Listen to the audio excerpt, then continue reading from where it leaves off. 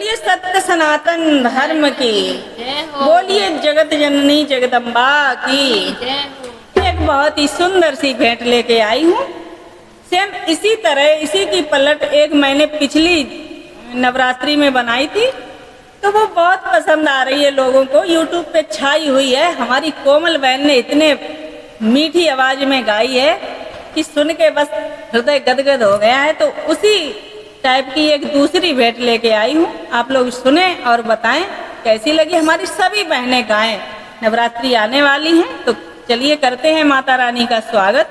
बहुत ही प्यारी सी भेंट है। आजा हो के तू सिंह सब